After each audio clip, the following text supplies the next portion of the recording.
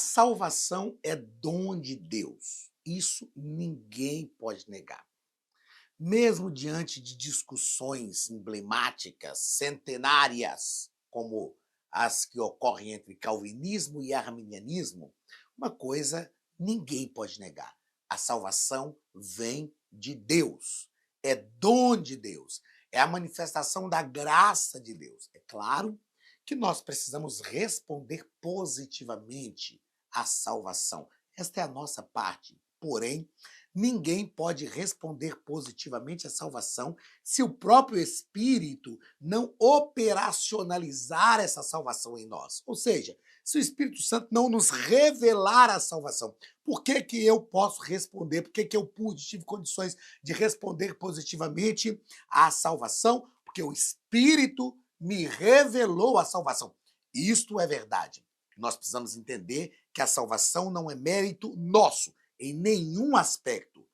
Cristo morreu por nós, o próprio Deus planejou a salvação, o Espírito Santo nos revelou a salvação e nós respondemos positivamente a esta graça de Deus salvadora para conosco.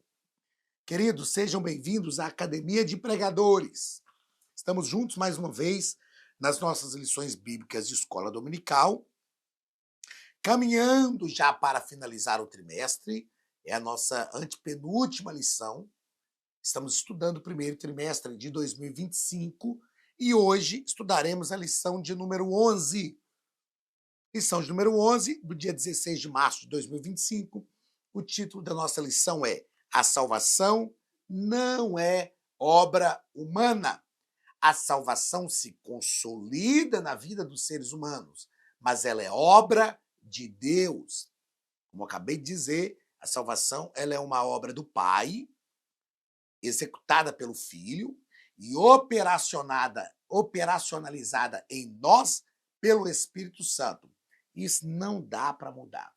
Não dá para mudar. É claro que na aula de hoje, embora eu citei a discussão centenária, né, milenar, aí, quase, do arminianismo e do calvinismo, nós não vamos entrar no mérito da coisa aqui, porque não é uma proposta da nossa lição e a gente não tem tempo para isso. Mas uma coisa é certa: a salvação vem de Deus. Ela é executada por Cristo e operacionalizada em nós pela ação do Espírito Santo. O texto áureo da nossa lição está em Tito, capítulo 3, versículo 5. Não pelas obras de justiça que houvéssemos feito, mas segundo a sua misericórdia, nos salvou pela lavagem da regeneração e da renovação do Espírito Santo. Paulo está escrevendo a Tito e deixando claro que essa salvação não é pelas nossas obras. Não é porque nós fomos justos, não é pelos nossos méritos, não é porque nós fizemos coisas boas, que somos legais. Não, não, não. É por causa da sua misericórdia. A palavra misericórdia vem da união da palavra miséria mais cardia, que é de onde vem o termo cardiologista. Ou seja, Deus colocou o coração na nossa miséria. E Deus abriu o seu coração para um miserável entrar. Então nós somos salvos por causa das ternas misericórdias de Deus. Verdade prática. A salvação é um ato da graça soberana de Deus, pelo mérito de quem? De Cristo Jesus, ou de Jesus Cristo, e não vem das obras humanas. Perceba, primeiro, a salvação é um ato da graça. A palavra de Deus nos diz isso, porque a graça de Deus se há manifestada trazendo salvação a todos os homens. Ela, para nós, ela é de graça, mas alguém pagou o preço. Jesus pagou o preço. Então ela é pelo mérito de Jesus Cristo. E ela não vem das nossas obras. O que nós precisamos fazer é tão somente nos entregar a Cristo. A palavra-chave da nossa lição é salvação. É sobre isso que nós vamos tratar. Doutrina da salvação, ou seja, soteriologia. Nós não temos tempo aqui para tratar sobre a salvação no Antigo Testamento, no Novo Testamento. Como se dava a salvação no Antigo Testamento? Já parou para pensar isso? Sobre isso? Como se dava lá a salvação antes da morte de Jesus? Antes de Jesus nascer? Como se dava a salvação lá no Antigo Testamento. Existem vários aspectos da salvação que são importantes serem pensados, mas nós vamos aqui caminhar dentro da proposta do nosso escritor. A leitura bíblica em classe está em Efésios, capítulo 2, do versículo 1 ao 10. Paulo escreve a carta aos Efésios. Eu falo que é um texto que ele pega uma igreja como se fosse um bebezinho espiritual e vai ensinar os princípios rudimentares da fé cristã, basilares da fé cristã para essa igreja, até que essa igreja esteja pronta para uma batalha, como ele diz em Efésios capítulo 6, que é o capítulo que ele vai fechar a sua carta. A carta aos Efésios era uma carta circular para as igrejas da Ásia Menor, era endereçada à igreja de Éfeso, que foi a igreja onde Paulo ficou cerca de 3 anos ininterruptos ensinando esta igreja, e ele endereça essa carta à igreja de Éfeso, a igreja que estava em Éfeso, mas era uma carta circular para as igrejas da Ásia Menor. E se nós queremos aprender sobre eclesiologia, por exemplo, não é um livro melhor para se estudar. É claro que outros textos, mas o livro a carta aos Efésios, esse texto da carta aos Efésios é um livro que nós estudamos para entender um pouco sobre eclesiologia, que é entender a igreja como um organismo vivo. Vamos lá, Efésios capítulo 2, do versículo 1 ao 10.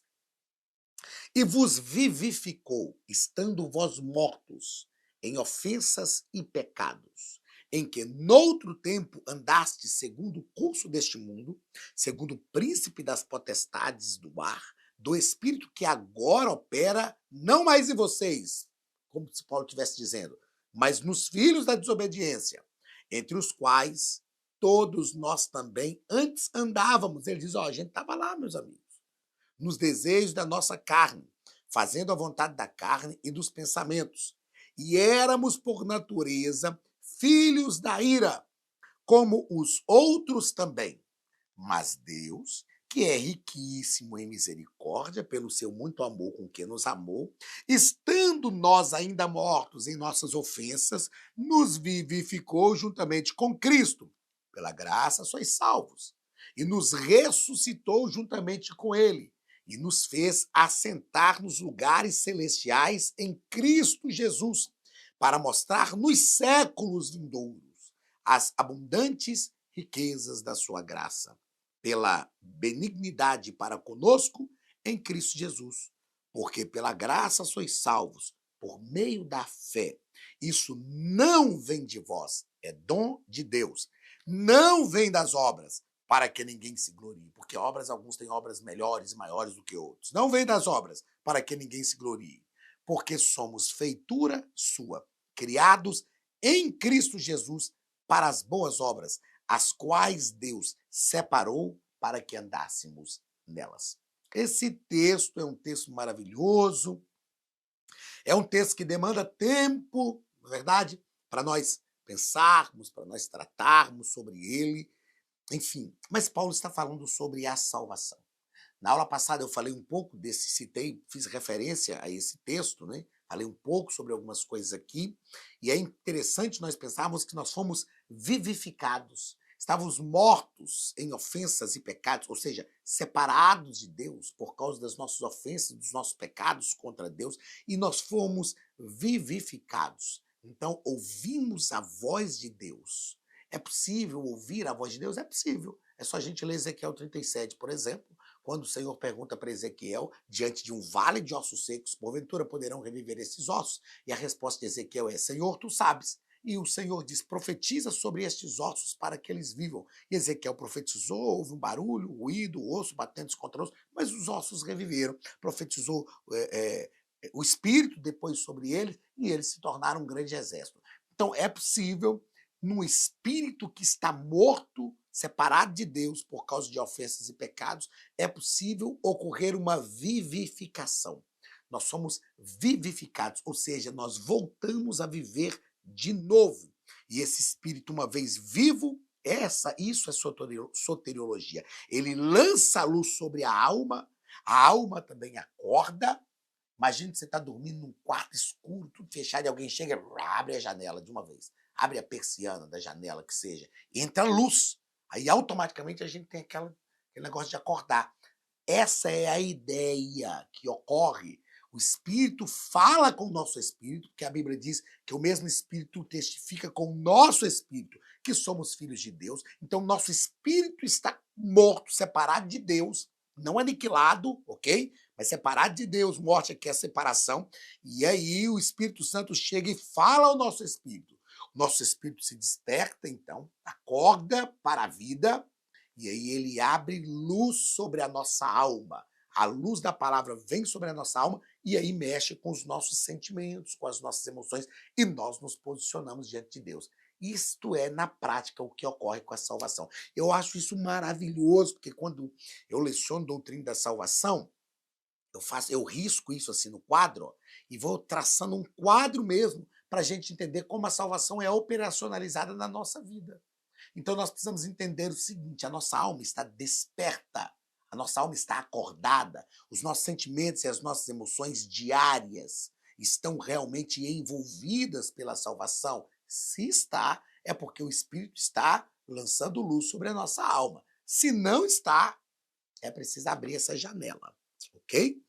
Então, essa é a nossa leitura bíblica em classe.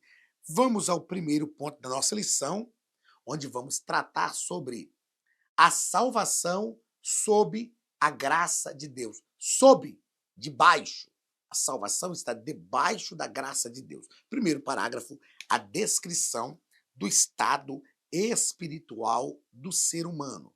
O apóstolo, nos diz o nosso escritor, emprega algumas expressões para reforçar a realidade do pecado. Como falamos na aula passada, a Bíblia trata o pecado com severidade. Quais são essas expressões? Estávamos mortos em ofensas e pecados, ou seja, estávamos perdidos. Outra expressão, nós andávamos segundo o curso deste mundo, ou seja, de acordo com a vontade do mundo, aquilo que o mundo mandava, segundo o príncipe, deixa eu voltar aqui, segundo o príncipe das potestades do ar. É a forma que nós andávamos. Segundo o Espírito que agora opera, deixa eu voltar a mudar essa. O Espírito que agora opera nos filhos da desobediência. Não opera mais em nós, mas operava lá nos filhos da desobediência. Porque nós andávamos conforme os desejos da nossa carne. E nós éramos, por natureza, filhos da ira. E este era o trágico quadro, a trágica fotografia da humanidade. Era a forma como nós estávamos. Todos nós estávamos desgarrados, com ovelhas que não têm pastor, perdidos, totalmente longe de Deus, afastados de Deus. Paulo fala para a igreja de Éfeso, né, aliás, não é Paulo, parece que é Pedro que vai falar, que nós fomos arrancados do reino das trevas e transportados para o reino da sua maravilhosa luz. Nós não éramos nem povo, mas agora somos povo de Deus. A Bíblia nos fala sobre isso também. Ou seja, este era o quadro. Por que é importante nós entendermos este quadro? Porque se nós não entendermos o lugar que nós estávamos e o lugar que Deus nos colocou, nós não valorizamos o plano salvífico. Não valorizamos. Ninguém que ninguém que não consegue entender a realidade trágica que estava, não consegue valorizar aquilo que foi feito por ele. Eu costumo falar isso muito em relação aos nossos filhos. Por exemplo, um fato simples. Os nossos filhos nunca vão saber o valor que é ter um carro em casa. Porque eles nunca andaram de ônibus, nunca precisaram ficar a pé, eles nunca precisaram ficar num ponto de ônibus debaixo de chuva, com guarda-chuva lá e se molhar todo. Nunca precisaram do ônibus vir assim no ponto de ônibus. Isso é vida de pobre, gente. Se você nunca viveu, dê glória a Deus. Vir no ponto de ônibus assim, ó, e antes de parar pra gente entrar com aquela poça, jogar aquele monte de água na gente. A gente com o guarda-chuvinha sair correndo atrás do ônibus porque ele parou lá na frente e o vento virar o guarda-chuva ao contrário. Nunca. Se viveram isso, foi quase que uma aventura. Eu vivi uma vez ou outra, quero ver viver isso todo dia. Quero ver levantar de madrugada, com frio, sair na chuva, para ir para o ponto de ônibus, ficar 40 minutos. Aí, daí a pouco, o ônibus quebrou. Nunca enfrentaram isso. A Débora está aqui, ó, rindo de mim aqui no estúdio. Nunca enfrentaram isso. Então não sabem valorizar. Aí reclamam, nossa, esse carro é isso, esse carro é aquilo. Reclama, quero ver não ter o carro para andar. Ou seja, para aqueles que não entendem a situação degradante que já viveram, nunca vão valorizar os frutos que estão colhendo, que foram plantados por outras pessoas. E nós precisamos ter cuidado, porque isso é uma verdade na nossa vida espiritual.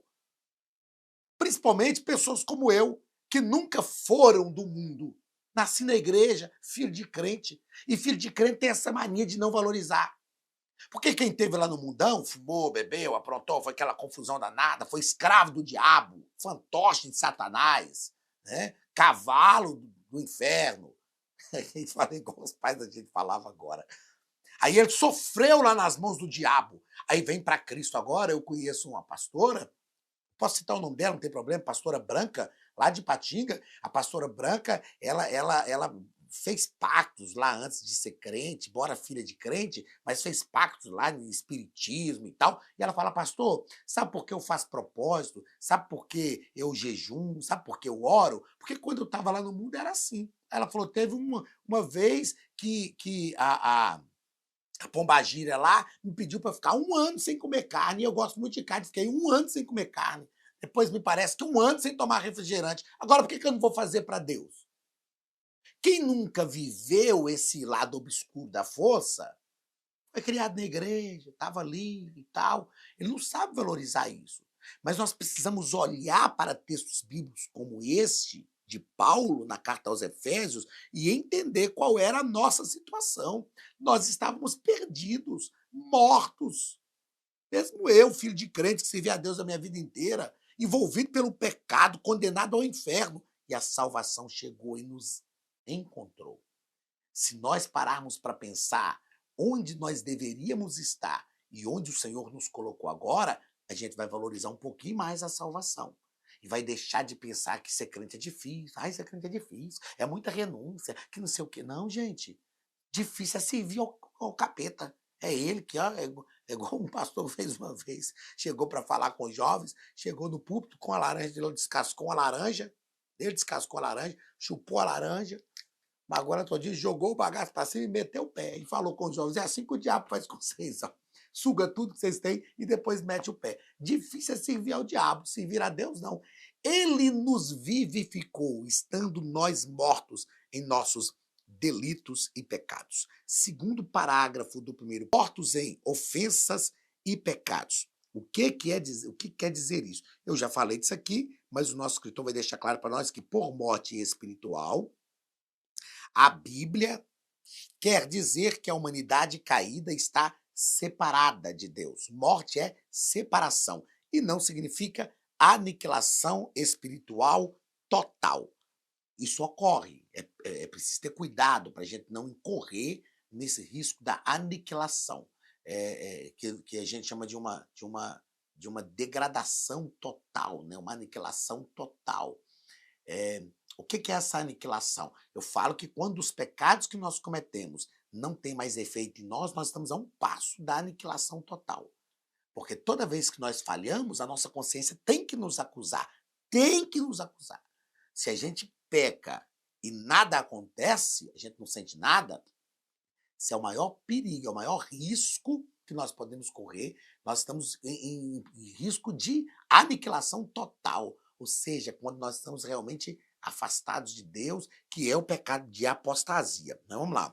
A imagem e semelhança degradada tem condições de receber novamente a ação do Espírito Santo. Então, eu já falei sobre isso aqui, não foi uma aniquilação total, foi uma degradação, uma corrupção da imagem e semelhança de Deus. Eu já expliquei isso aqui até de forma um tanto quanto detalhada. O Espírito vivifica, lança luz à alma, a alma acorda e passa a servir ao Senhor. Terceiro parágrafo do primeiro ponto. A exegese dos versículos 8 ao 10. Essa passagem bíblica elimina qualquer interpretação ou tentativa da salvação com ajuda humana ou de qualquer esforço adicional para completar a obra de Cristo. O termo graça significa favor imerecido. Graça é um dom, ou seja, não há nenhum mérito. E eu fiz questão de escrever aqui, eu vou só ler porque eu já falei, mas vou ler. Só respondemos positivamente pela fé porque recebemos iluminação do Espírito Santo. Nós só respondemos positivamente à salvação porque o Espírito Santo nos iluminou. Eu não tenho mérito sequer de dizer, eu levantei as mãos para entregar a minha vida para Jesus. Jesus me recebeu. Não, eu só fiz isso, não é mérito meu. Eu só fiz isso porque o Espírito Santo me revelou a salvação. Aí eu tive condição de responder positivamente. Se não fosse uma ação do Espírito Santo para me revelar a salvação, eu não conseguiria responder positivamente. Tá ok? Segundo ponto da nossa lição. Segundo ponto. Soteriologias inadequadas na antiguidade. Primeira delas, os reencarnacionistas. Os reencarnacionistas. Os adeptos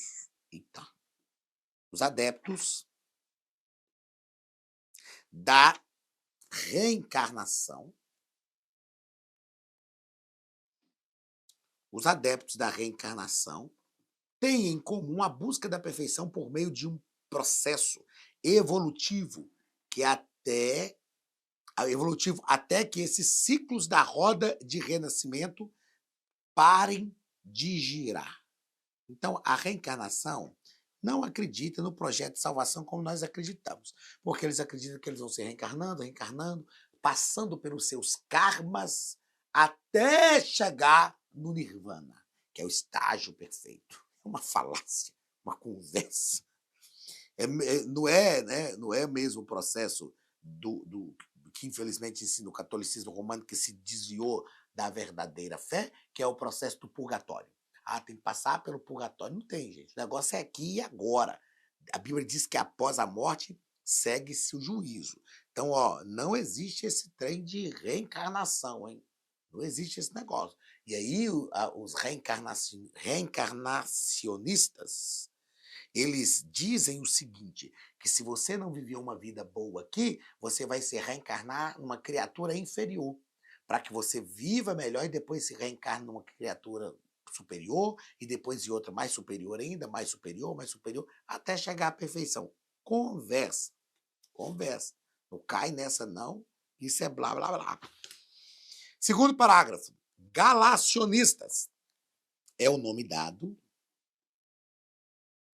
aos legalistas judaizantes, opositores do apóstolo Paulo na província da Galácia. Nós já estudamos isso aqui. Eram os judeus que haviam se convertido, né? O escritor fala isso aqui, esses judeus convertidos ao cristianismo queria que os gentios observassem a lei de Moisés como condição para a salvação. Paulo combateu duramente os judaizantes, que são chamados aqui de galacionistas, porque eram pessoas que estavam na Galácia. E foi para esta igreja que Paulo escreveu a carta aos Gálatas, combatendo isso aqui. E o terceiro parágrafo, os gnósticos. Os gnósticos, fundados por Mani, que viveu no ano 216 ao 276, na Pérsia, que é o atual Irã. O seu ensino era que o universo é composto do reino das trevas e do reino da luz. E esses dois lutam pelo domínio da natureza e do próprio ser humano. De acordo com esses ensinadores, desse modo, aliás, deixa eu só voltar um pouquinho aqui, esses dois lutam. Isso aqui é o que nós chamamos de dualismo. O bem existe em função do mal e o mal existe em função do bem. Tem um símbolo que hoje nem é tão retratado, mas é um símbolo da nova era, né, que é redondinho assim, tem o meio a meio lá, o yin e yang. Ele representa esse dualismo, dizendo que eles vão ao ponto de dizer que Deus criou o bem, mas Deus criou o mal mesmo, porque a gente só consegue identificar o mal a partir do bem, e um vive em função do outro. Isso é falácia. Ok? Desse modo, o ser humano, para ser salvo, precisa se libertar da prisão do mundo e de seus poderes planetários. E essa libertação só é possível por meio de um conhecimento místico, que é a gnosis. E por isso o gnosticismo é um conhecimento místico que. Eita, baguncei o trem todo aqui, ó. O conhecimento místico que é a gnosis, uma espécie de iluminação espiritual. Os demais, as demais pessoas, né, são pessoas materiais e não podem receber esse conhecimento. Ou seja, para os gnósticos, a salvação vem através do conhecimento do cosmo, conhecimento de si mesmo, e a partir desse conhecimento nós nos libertamos dessa influência maléfica, mas nem todos alcançam. Então, para os gnósticos, a graça de Deus não se manifestou trazendo salvação a todos os homens. É só um grupinho seleto que consegue chegar ao pleno conhecimento da gnosis. É claro, isso aqui é ridículo, né? É uma heresia que é também ridícula. Então, não é verdadeira. Mas ela está implantada e ela tem uma raiz muito forte nos nossos dias. Esse conhecimento gnóstico, ele prega isso há muito tempo, há séculos, e chegou até os nossos dias. Terceiro ponto da nossa lição. As soteriologias, ou as doutrinas da salvação, inadequadas de hoje. Nós já tratamos um pouquinho aqui, o nosso escritor ele propõe falar um pouco mais no primeiro parágrafo sobre o islamismo. Segundo essa religião, se as boas ações superarem as más, tal pessoa irá para o paraíso. E aqui é a referência lá no Alcorão, capítulo 13, versículo 22 e 23. Não sei nem se é dito exatamente isso, mas é Alcorão 13.22.23. E aqui eles acreditam, né, que se o camarada se dispõe a fazer tudo aquilo que Alá quer, que é o Deus dos muçulmanos, eles vão para o paraíso, estarão lá no paraíso ao lado de 70 virgens. Ou seja, é uma salvação totalmente meritória. Eles ensinam ainda que Alá não ama os pecadores, mas somente os piedosos. Alá não ama os agressores. Alá não ama os agressores. Alá não ama nenhum ingrato pecador. Diferentemente do que Paulo nos ensina aqui na carta aos Efésios, que Cristo morreu por nós, estando nós mortos em nossos delitos e pecados. Né? Então, perceba que isso aqui também, como eu disse na aula anterior, isso aqui é uma dissidência sunita, né? Não é dissidência xiita, dissidência radical dos muçulmanos. É uma dissidência sunita, né? Que Alá não ama os agressores. Então, aqui não tem nada a ver com terroristas, homens-bombas, não. Aquela é uma dissidência xiita, mas é uma heresia, ok? É uma heresia. Segundo parágrafo do segundo ponto, as testemunhas de Jeová. A salvação não está em Cristo, mas na organização religiosa delas, diferente do que ensina a Bíblia, a palavra de Deus. Existem dois grupos de salvos. Um que tem direito ao céu, restrito a 144 mil, que é a classe dos ungidos. O outro, a classe da grande multidão, que vai herdar a terra, segundo a teologia do movimento das testemunhas de Jeová. Então, o céu mesmo para os testemunhos de Jeová é restrito a 144 mil pessoas. Eu uma vez falei para um testemunho de Jeová, será que você vai entrar lá? Porque eu acho que você já tem mais de 144 mil no mundo.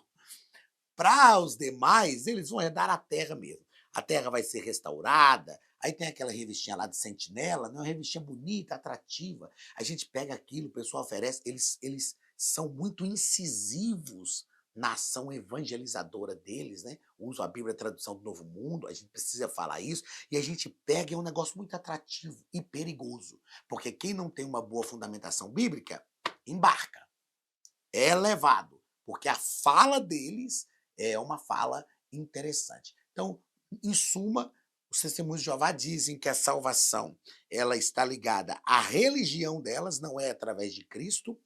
O céu é para 144.000, uma classe especial, os ungidos, e o restante da galera vai herdar a terra mesmo. Essa terra será restaurada, e aí eles pegam textos bíblicos que falam da restauração da terra, que é um ato escatológico que vai acontecer no milênio. Eles pegam parte disso, e é claro, e de forma inapropriada e desprovida de uma verdade bíblico-teológica, eles falam que a terra vai ser restaurada, 144.000 no céu, e o restante da galera vai ficar aí herdando a terra. E, por fim, o mormonismo. Mormonismo. Os mormons creem numa salvação geral. Deixa eu grifar isso aqui, ó, porque eu quero fazer a leitura de tudo isso aqui, até aqui e aqui. Os mormons creem numa salvação geral em que os não mormons são castigados e depois liberados para a salvação. Então, é o que nós chamamos de aniquilação. Aniquilação total. Ou seja, no final das contas, todo mundo vai para o céu. É a teoria, eles são adeptos da teoria da aniquilação total. Os mormons não precisam ser castigados. Eles são, né, já têm um acesso direto. Perceba que dá uma ideia mais ou menos de purgatório. Os não mormons são castigados e depois também liberados para a salvação. Ou seja, a porta está escancarada, todo mundo está de boa. E numa perspectiva individual, em que a salvação é obtida pela fé em Jesus e pela obediência às leis e ordenanças. Então, assim como os judaizantes, eles também atrelam a salvação à obediência de leis e ordenanças. Eles consideram ordenanças, segundo os artigos 3 e 4 das regras de fé, fé em Jesus, arrependimento. Olha, o que é uma heresia? Às vezes você vê alguma coisa e fala, não, mas fé em Jesus está certo. Arrependimento também está certo. Ó, batismo por imersão, isso é coisa do pentecostalismo. Imposição de mãos, meu Deus, isso é uma bênção. Mas há outros requisitos. Um deles é aceitar Joseph Smith Jr. como porta-voz de Deus. Então, quando nós analisamos algumas questões de seitas e heresias, é preciso analisar num todo, para nós entendermos doutrinariamente. E é claro que o que nós estamos tratando aqui durante esse trimestre é algo somente panorâmico. Para você que quer estudar um pouco mais, é preciso aprofundar-se um pouco mais com solidez bíblico-doutrinária, porque se não tiver solidez bíblico-doutrinária, também é possível se deixar levar, mas precisamos entender que o que Paulo fala na carta aos Efésios é o que é verdadeiramente o plano de salvação de Deus para toda a humanidade. Muito bem, na lição de hoje tratamos sobre soteriologia, entendemos a obra da salvação, falamos sobre algumas heresias antigas e sobre algumas heresias modernas em relação à soteriologia, a doutrina da salvação. Aprendemos que a salvação não vem de vós, de nós, não vem das obras, não é para que ninguém se glorie, a salvação é dom de Deus e ela é através de um arrependimento que só é possível ser gerado em nós por causa de uma ação do Espírito Santo. Não há mérito em nós na salvação, o mérito é de Deus, porém, nós respondemos positivamente. Deus te abençoe e que essa salvação seja ampliada na sua vida para a glória do nome de Jesus. Um grande abraço, pastor Anderson Silva, da Academia de Pregadores, e até a próxima aula, em nome de Jesus.